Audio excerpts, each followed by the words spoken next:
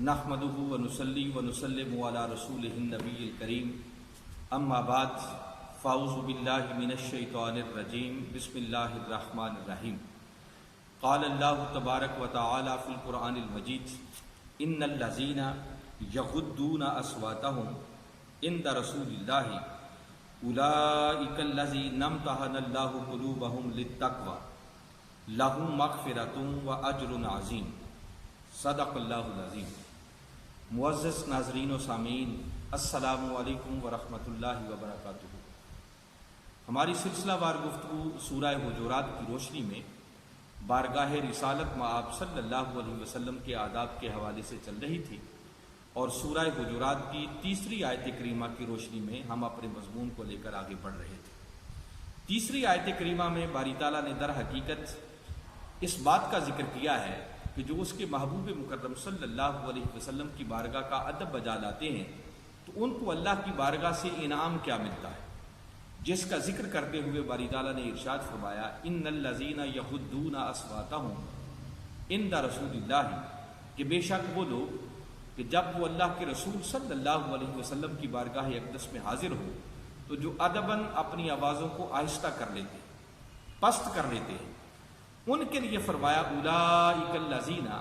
یہی وہ لوگ ہیں امتحن اللہ قلوبہم للتقوی، جن کے دلوں کو خدا تقوی کا نور دینے کے لیے چن لیتا ہے۔ تو گویا بارگاہ رسالت مآب صلی اللہ علیہ وسلم کے ادب پر پہلا صلہ وہ دلوں کے تقوی کی شکل میں ملتا ہے، اور پھر آگے فرمایا لہم مغفرۃ، اور انہی ادب کرنے والوں کے لیے مغفرت ہے، بخشش ہے، معافی ہے۔ یعنی لہم کا پہلے آنا اور مغفرت کے لفظ کا بعد میں آنا یہ حصر کا فائدہ دے رہا ہے، جس کا معنی یہ ہے کہ باری تعالیٰ فرما رہے ہیں کہ میں نے مغفرت، بخشش اور معافی یہ تو بنائی ہی مصطفیٰ کا ادب کرنے والوں کے لیے، اور آگے فرمایا وَأَجْرٌ عظیم، اور انہی ادب کرنے والوں کے لیے اجر عظیم ہے۔ لہم مغفرۃ کے حوالے سے ہم پچھلی کم و بیش کوئی 2-3 نشستوں میں بات کر چکے ہیں، اور سورہ زمر، سورہ آل عمران اور سورہ نساء، اس کی روشنی میں ہم نے بات یہاں تک مکمل کی تھی کہ اس دنیا میں رہتے ہوئے اگر کوئی شخص گناہ کر بیٹھے اور پھر وہ چاہے کہ اس کو اس کے گناہ کی معافی مل جائے، اس کی توبہ شرف قبولیت پا جائے، اللہ کی بارگاہ سے اس کو بخشش اور مغفرت نصیب ہو جائے، تو اس دنیا میں اس وقت تک توبہ قبول نہیں ہوتی جب تک کہ وہ پہلے تاجدار کائنات صلی اللہ علیہ وسلم کی سچی اور سچی غلامی کا پٹا اپنے گلے میں نہیں ڈالتا۔ جب تک وہ تاجدار کائنات صلی اللہ علیہ وسلم کے واسطہ اور وسیلہ سے اللہ کی بارگاہ کی طرف متوجہ نہیں ہوگا، تب تک اس کے گناہوں کی بخشش اور معافی اسے نہیں مل سکتی۔ ناظرین مکرم، آج کی نشست میں عرض کرنا چاہ رہا ہوں کہ صرف اس دنیا میں نہیں بلکہ اس دنیا سے آنکھیں بند ہو جانے کے بعد جو اگلا مرحلہ آتا ہے وہ مرحلہ عالم برزخ کا ہے، اور یاد رکھیں کہ عالم برزخ میں بھی قبر میں جانے کے بعد نجات اسی شخص کی ہوگی، بخشش اسی کو ملے گی، کامیابی اسی کو نصیب ہوگی جو تاجدار کائنات صلی اللہ علیہ وسلم کی سچی اور سچی غلامی کا پٹا اپنے گلے میں ڈالنے والا۔ اس تصور کو آپ تک پہنچانے کے لیے میں ایک معروف کنسیپٹ جس سے میرا ہر سننے والا واقف ہوگا، اور آپ نے سن رکھا ہوگا کہ جب انسان مرنے کے بعد قبر میں جاتا ہے تو قبر میں جانے کے بعد اس سے 3 سوالات کیے جاتے ہیں۔ اس سے پوچھا جاتا ہے من ربک، بتا تیرا رب کون، پھر پوچھا جاتا ہے ما دینک، بتا تیرا دین کیا ہے، اور پھر تیسرا سوال ہوتا ہے ما کنت تقول فی حق ھذا الرجل، کہ بندے بتا یہ ہستی جو تیرے سامنے جلوہ افروز ہے، بول ان کے بارے میں کیا کہا کرتا تھا۔ یہ قبر کے اندر ہونے والے 3 سوالات سے میں جو بات آپ تک پہنچانا چاہ رہا ہوں کہ یہ کنسیپٹ حدیث کی ہر کتاب میں آپ کو مل جائے گا۔ سیاستہ کی کتابیں آپ اٹھائیں، ہر کتاب میں آپ کو ان قبر کے اندر ہونے والے سوالات کا ذکر ملے گا۔ مگر قابل غور بات یہ ہے کہ اگر آپ ان 3 سوالات والی احادیث کو پڑھیں جو میں خلاصتاً مفہوم آپ کے سامنے رکھ رہا ہوں، تو مرنے کے بعد جب انسان قبر میں جاتا ہے تو قبر میں جانے کے بعد 2 فرشتے آتے ہیں جن کو منکر اور نکیر کہا جاتا ہے، وہ جب آ کر اس سے سوال کرتے ہیں تو پہلا سوال ہوتا ہے من ربک، بندے بتا تیرا رب کون۔ اب دو صورتیں ہوں گی، ایک شخص وہ ہوگا جو اس سوال کا جواب درست دے گا اور دوسرا وہ ہوگا جو اس سوال کا جواب غلط دے گا۔ ہم پہلی صورتحال کا پہلے جائزہ لیتے ہیں۔ فرشتوں نے اس بندے سے پوچھا من ربک، بتا تیرا رب کون۔ حدیث مبارکہ میں لکھا ہوا ہے کہ وہ بندہ آگے سے جواب دے گا ربی اللہ، کہ میرا رب اللہ ہے۔ ناظرین مکرم، اگر اللہ ہی کو رب ماننا مقصود ہوتا تو جس شخص نے اللہ کو اپنا رب مان لیا تھا اس سے آگے کوئی دوسرا سوال پوچھنے کی حاجت نہیں ہونی چاہیے تھی، کوئی گنجائش نہیں بچنی چاہیے تھی۔ بس جس نے اللہ کو رب مان لیا تھا اس کے لیے اعلان ہو جانا چاہیے تھا کہ بس یہ کامیاب ہو گیا، اس کے لیے جنت کے دروازے کھول دیے جائیں۔ مگر حدیث مبارکہ کے مضمون کو اگر پڑھیں تو پہلے سوال کا جواب درست ہونے کے باوجود حکم ہوگا فرشتوں ابھی اس سے دوسرا سوال بھی پوچھو، اور پوچھا جائے گا ما دینک، بندے بتا تیرا دین کیا ہے۔ تو ناظرین مکرم، قابل غور بات یہ ہے کہ اگر پہلا سوال اس کا جواب درست ہونے کے باوجود بھی اگلا سوال پوچھا جائے گا تو اس کا مطلب یہ ہے کہ پہلا سوال ابھی فیصلہ کن سوال نہیں تھا۔ اگر وہ فیصلہ کن سوال ہوتا تو اسی سوال کے جواب پر فیصلہ ہو جاتا۔ دوسرا سوال پوچھا جائے گا ما دینک، بندے بتا تیرا دین کیا ہے۔ وہ پھر جواب دے گا دین یعنی اسلام، میرا دین اسلام ہے۔ دوسرے سوال کا جواب بھی درست، مگر دونوں سوالوں کے جواب درست ہونے کے باوجود بھی ابھی اس کی کامیابی کا اعلان نہیں ہوگا۔ حضور شیخ الاسلام پروفیسر ڈاکٹر محمد طاہر القادری مدظ اللہ العالی، آپ اپنی ایک گفتگو میں بات سمجھانے کے لیے بڑے دلچسپ انداز میں یہ بات کرتے ہیں کہ ممکن ہے جب دونوں سوالوں کے جواب درست ہو جائیں تو فرشتے اللہ کی بارگاہ میں عرض کریں کہ مولا کل 3 سوالات پوچھنے تھے، 3 میں سے 2 کا جواب یہ درست دیے بیٹھا ہے، گویا 66% نمبر اس نے لے لیے۔ یہ جس علاقے سے آیا ہے وہاں تو 33% نمبروں والا بھی پاس ہو جاتا تھا، تو مولا یہ تو 2 سوالوں کے جواب درست دیے بیٹھا ہے، ابھی اس کی کامیابی کا اعلان کیوں نہیں، کیوں تیسرا سوال پوچھا جائے؟ جواب ہوگا کہ فرشتوں درست ہے مگر دنیا کی باتیں ادھر رہ گئیں، تیسرا سوال اس لیے پوچھنا ہے کہ بہت ہوں گے جو میرے رب رب ہونے کی بھی رٹ لگائیں، اسلام کو بھی اپنا دین ڈکلیئر کرتے پھریں گے، مگر خالی مجھے رب مان لینا اور اسلام کا نام لے لینا ہی کافی نہیں ہے، دیکھنا تو یہ ہے کہ میرے مصطفیٰ کے در کا سگ بھی ہے یا نہیں ہے۔ لہذا اس سے تیسرا سوال پوچھو، اور جب تیسرا سوال ہوگا تو تاجدار کائنات صلی اللہ علیہ وسلم اپنے والضحیٰ بکھرے کے ساتھ سامنے جلوہ افروز ہوں گے اور فرشتے اشارہ کر کے پوچھیں گے ما کنت تقول فی حق حاضر رجل، بندے بتا یہ ہستی جو تیرے سامنے جلوہ افروز ہے بول ان کے بارے میں کیا کہا کرتا تھا۔ یاد رکھیں یوں نہیں پوچھا جائے گا کہ بول ان کے بارے میں کیا کہتا ہے، یا یہ سوال نہیں ہوگا کہ من نبیک، بتا تیرا نبی کون۔ اگر یہ سوال ہوگا کہ بتا ان کے بارے میں کیا کہتا ہے تو وہ تو جب آقا کے والضحیٰ بکھڑے کو دیکھے گا تو دیکھتے ہی آقا کی غلامی کا دم بھرنا شروع کر دے گا، مگر وہ جیسے اعلیٰ حضرت نے فرمایا نا کہ وہاں کا ماننا قابل قبول نہیں ہوگا، جو آپ نے اپنے ایک شعر میں بات کی، اور اعلیٰ حضرت فرماتے ہیں کہ آج لے ان کی پناہ، آج مدد مانگ ان سے، ارے کل نہ مانیں گے، قیامت کو اگر مان گیا تو قیامت والے دن کا ماننا یا قبر کے اندر ماننا وہ قابل قبول نہیں ہوگا۔ حدیث مبارکہ کے الفاظ یہ ہیں کہ یوں نہیں پوچھا جائے گا کہ بول ان کے بارے میں کیا کہتا ہے، بلکہ کلمات یہ ہیں ما کنت تقول، یہ تقول پر جو کنتا آیا ہے یعنی مضارع پر جب کانا یکون داخل ہو جائے تو وہ ماضی استمراری کا فائدہ دیتا ہے، اور ماضی استمراری کے اندر گزرے ہوئے زمانے کا جاری رہنا پایا جاتا ہے، جس کا مطلب یہ ہے کہ فرشتے سوال کرتے ہوئے اس بندے سے پوچھیں گے کہ بندے بتا یہ ہستی محمد صلی اللہ علیہ وسلم جو تیرے سامنے جلوہ افروز ہے بول دنیا کے اندر ان کے بارے میں کیا کہا کرتا تھا،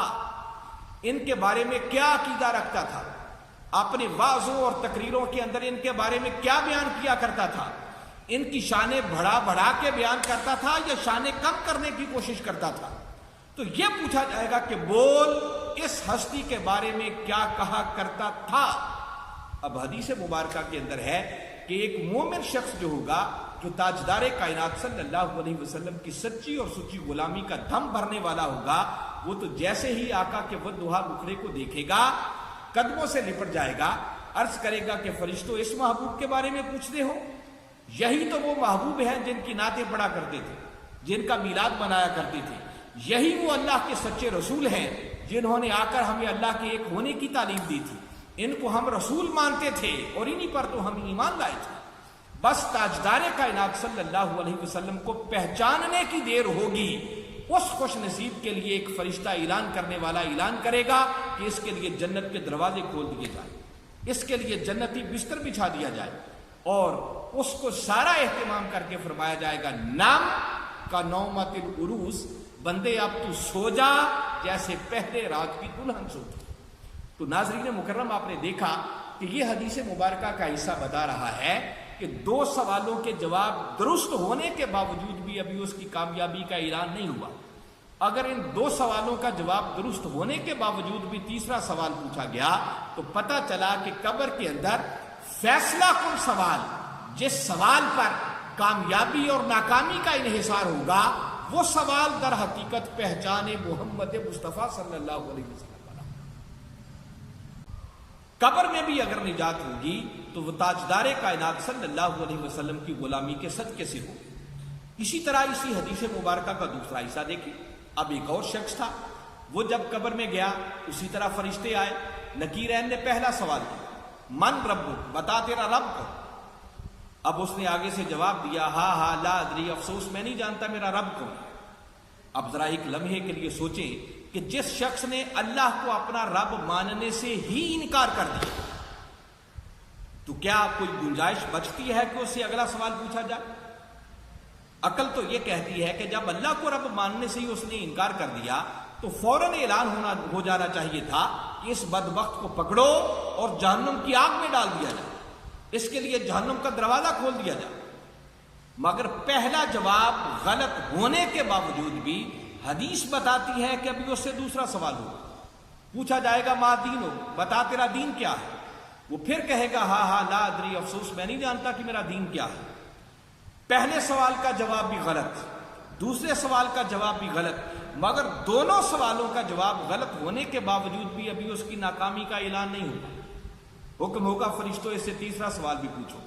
پھر تیسرا سوال پوچھا جائے گا ما کنت تقول فی حق حاضر رجل، بندے بتا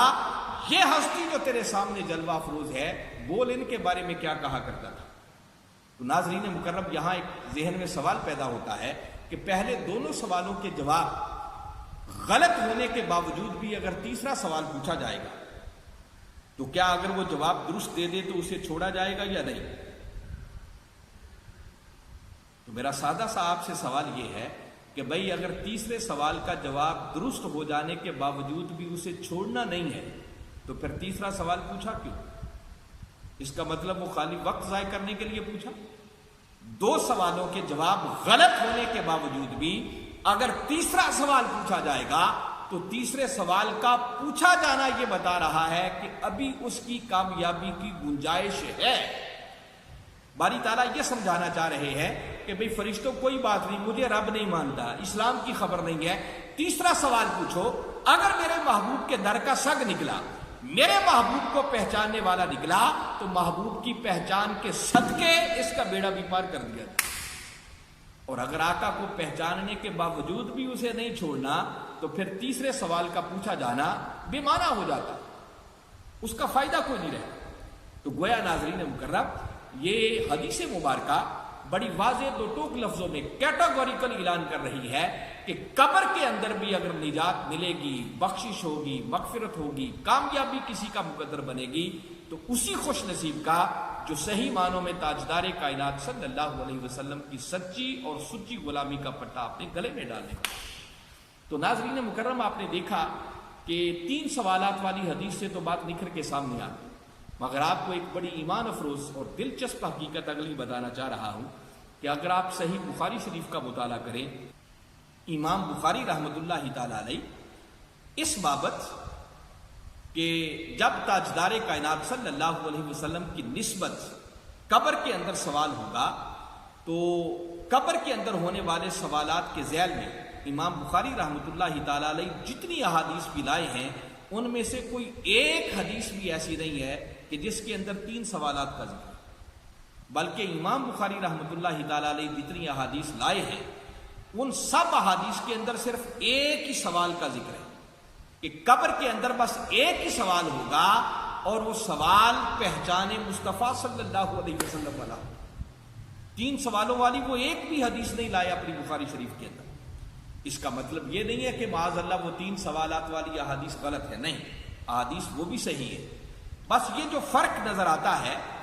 وہ فرق اس لیے ہے کہ بس یوں سمجھیں کہ کسی ایک جگہ پر تاجدار کائنات صلی اللہ علیہ وسلم جلوہ افروز ہوں گے،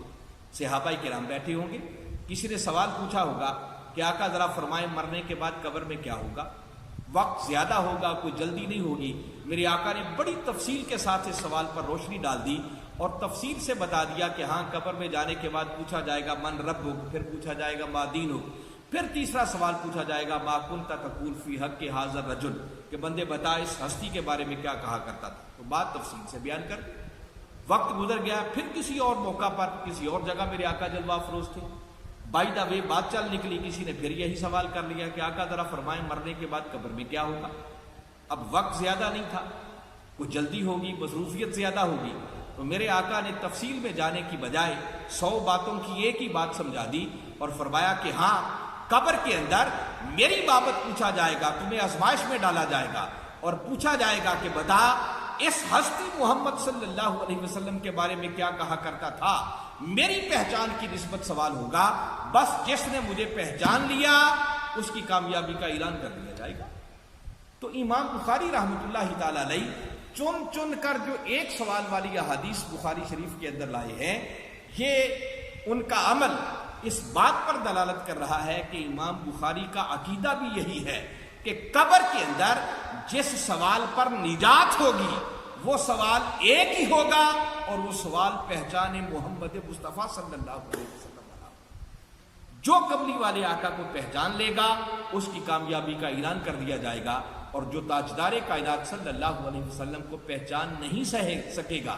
جو آقا کی سچی اور سچی غلامی کا پٹا اپنے گلے میں ڈالنے والا نہیں ہوگا، بس سمجھے وہ قبر کے مرحلے میں بھی ناکام ہو جائے گا۔ تو گویا قبر کے اندر بھی کامیابی اور ناکامی کا انحصار اگر ہے تو وہ تاجدار کائنات صلی اللہ علیہ وسلم کی سچی اور سچی غلامی پر۔ ناظرین مکرم، میں آج کے اس مضمون کو قرآن پاک کی ایک آیت کریمہ کی روشنی میں واضح کرنے پر اپنی گفتگو کو مکمل کروں گا۔ سورہ توبہ، عبداللہ بن ابی رئیس المنافقین، جو منافقوں کا سردار تھا، اس کا ایک واقعہ اور اس کا ذکر ہے جو سورہ توبہ میں بیان ہوا ہے کہ جب وہ مر گیا تو چونکہ ابھی منافقوں کی منافقت کو ظاہراً بیان نہیں کیا گیا تھا، اس کا اعلان نہیں ہوا تھا، ابھی وہ مسلمانوں کی صفوں میں آ کر نمازیں بھی پڑھتے تھے، اوپر سے کلمہ بھی پڑھتے تھے، مگر اندر سے منافقت بھی کرتے تھے۔ وہ منافقوں کا سردار عبداللہ بن ابی جب مر گیا تو مرنے کے بعد تاجدار کائنات صلی اللہ علیہ وسلم نے اس کی نماز جنازہ بھی پڑھائی، اور نماز جنازہ پڑھانے کے بعد میرے آقا اس کی قبر پر کھڑے تھے، بس ابھی قبر سے ہٹے نہیں تھے، کھڑے تھے کہ اللہ رب العزت نے وحی بھیجی اور فرمایا وَلَا تُصَلِّ عَلَىٰ أَحَدٍ مِّنْهُمْ مَاتَ أَبَدًا وَلَا تَقُمْ عَلَىٰ قَبْرِهِ۔ یہ سورہ توبہ اس کی آیت نمبر 84 کو کبھی پڑھے۔ باری تعالیٰ نے اپنے محبوب مکرم صلی اللہ علیہ وسلم کو حکم بھیجا کہ اے میرے محبوب مکرم، اب اگر کوئی منافق مر جائے تو آئندہ سے ان میں سے کسی کی بھی نماز جنازہ پڑھانے کی ضرورت نہیں ہے، اور ساتھ اس عبداللہ بن ابی کے لیے خاص حکم دے دیا وَلَا تَقُمْ عَلَىٰ قَبْرِهِ، اے میرے محبوب مکرم اس کی قبر پر بھی کھڑے نہ ہو، اس کی قبر سے بھی پیچھے ہٹ جائے۔ اب بعض سطحی انداز سے قرآن پاک کا مطالعہ کرنے والے معاذ اللہ استغفر اللہ یہاں سے تنقیص رسالت کا پہلو نکالتے ہیں اور کہتے ہیں کہ دیکھیے اگر تاجدار کائنات صلی اللہ علیہ وسلم کو غیب کا علم ہوتا تو قبر پہ کھڑے کیوں ہوتے، اللہ کو یہ وحی کیوں بھیجنا پڑتی؟ یہ بدقسمتی ہے جو ایسا معنی نکالنے کی کوشش کرتی ہے۔ اس آیت کریمہ کے اندر قبلی والے آقا کی شان کی تنقیص نہیں بلکہ عظمت رسالت کا بیان ہو رہا ہے، اور باری تعالیٰ در حقیقت فرما یہ رہے ہیں کہ محبوب یہ بدبخت منافق تھا، تیری شان میں گستاخیاں کرتا رہا، جیتے جی تو ہم نے اسے پکڑا نہیں، اس کی گرفت نہیں کی، تیرے مکھڑے کی خاطر بس اسے چھوڑ دیتے رہے۔ وہ جو اللہ کا ایک فرمان ہے کہ اللہ کو یہ زیب ہی نہیں دیتا کہ محبوب تو بھی موجود ہو اور پھر ان پر عذاب آ جائے. ما کان اللہ لیعذبہم وانت فیہم، کہ اللہ کی یہ شان نہیں ہے، اللہ کو یہ زیب نہیں دیتا کہ محبوب تو بھی ہو اور پھر ان پر عذاب آ جائے. تو فرمایا محبوب جیتے جی تو تیری خاطر اسے ہم نے کہا کچھ نہیں، آج یہ بدبخت مر کر قبر کی چار دیواری میں آیا ہے، اس کو اس کے گناہوں کی، اس کی گستاخیوں کی، اس کی بدبختیوں کی سزا دینا چاہتے ہیں، مگر محبوب جب تک تو اس کی قبر پر کھڑا ہے تیرے قدموں کا صدقہ اس پر عذاب نہیں اتر سکتا. تو ذرا پیچھے ہٹ تاکہ اس پر اللہ کا عذاب اترے اور اسے پتہ چلے کہ میرے محبوب کی شان میں گستاخی کیسے کی جاتی ہے. تاجدار کائنات صلی اللہ علیہ وسلم کے اس کے قبر پر کھڑے ہونے سے اگر فرق کوئی نہیں پڑتا تھا تو ناظرین مکرم سوچنے کی بات ہے کہ اللہ نے ہٹنے کا حکم کیوں دیا.